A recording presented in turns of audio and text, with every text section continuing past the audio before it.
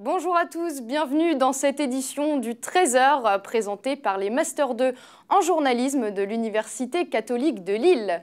Dans l'actualité du 19 décembre, le nouveau planning de Parcoursup, le retournement de situation au gouvernement, mais d'abord, la colère se propage chez la police. Plusieurs syndicats et associations de policiers ont lancé un appel à manifester.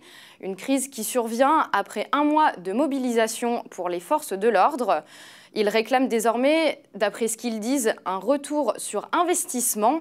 Entre le mouvement des Gilets jaunes et la menace d'attentat, les policiers se disent épuisés.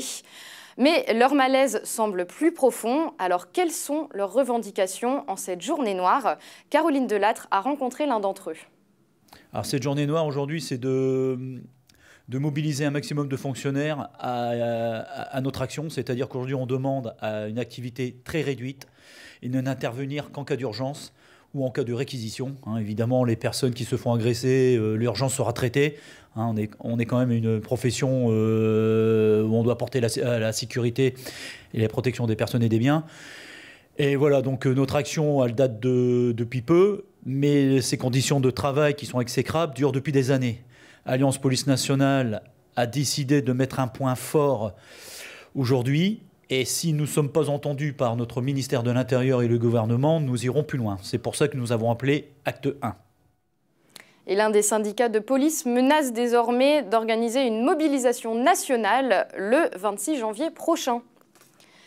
L'Assemblée a voté cette nuit une prime exceptionnelle de 300 € destinée aux forces de l'ordre. Elle concerne également les personnels des préfectures mobilisés depuis plus d'un mois dans le mouvement des Gilets jaunes. Elle sera versée aux 111 000 policiers et militaires qui ont participé aux récentes opérations. Le coût de la mesure devrait s'élever à plus de 33 millions d'euros.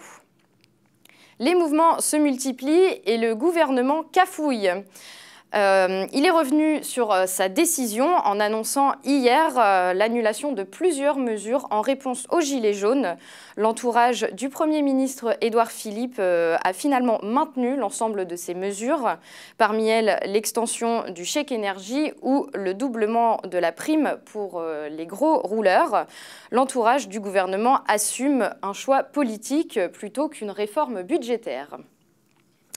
Les revendications des étudiants et lycéens auraient-elles été entendues? Le gouvernement a annoncé un nouveau planning pour Parcoursup en 2019. Frédérique Vidal, la ministre de l'Enseignement supérieur, revoit donc les modalités de la plateforme pour la deuxième session. Les candidats pourront désormais formuler leurs vœux à partir du 22 janvier prochain. Ils auront jusqu'au 14 mars pour se décider.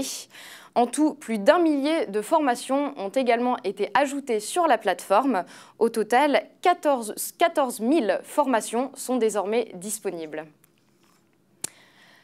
Le gouvernement visé, ou l'ancien gouvernement visé pour des soupçons d'intérêt, c'est l'ancienne ministre de la Culture Fleur Pellerin qui est soupçonnée d'avoir des liens avec un géant du web sud-coréen. L'entreprise aurait déjà eu contact avec elle lorsqu'elle était au gouvernement, selon la Haute Autorité pour la transparence de la vie publique qui mène désormais une enquête.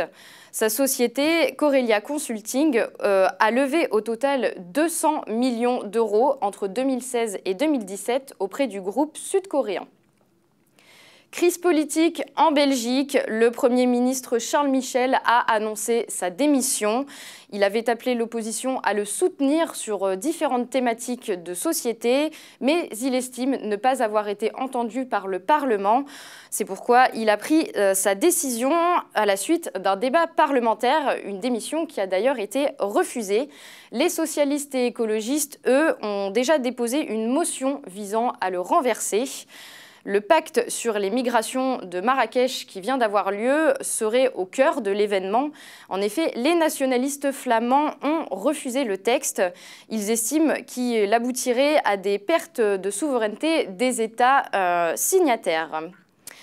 Merci d'avoir suivi cette édition de 13h. On se retrouve à 17h pour une nouvelle édition de l'info, toujours en direct sur le Media Lab. Bonne journée à vous.